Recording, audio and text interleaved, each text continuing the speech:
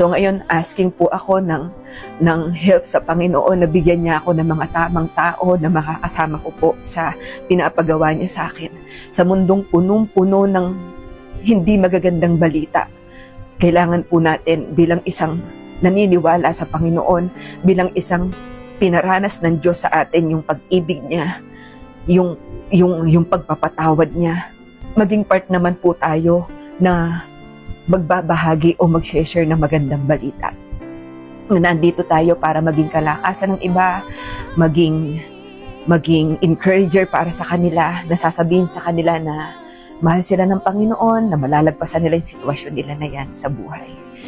So, lalo na po nung first time ko pong pumunta sa prison,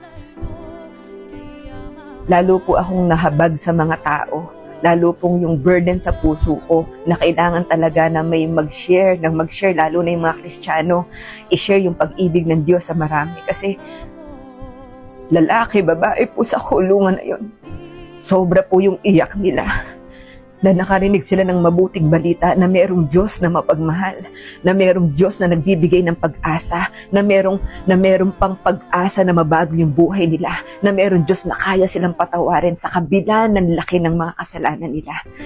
And salamat po sa lahat ng sumusuport, sa lahat po na nagpupush sa akin na ituloy yung ginagawa ko. Salamat po na nakakaintindi sa akin. Hindi nyo lang po alam kung ano yung laking tulong na binibigay nyo, laking encouragement po kayo sa akin. Maraming salamat.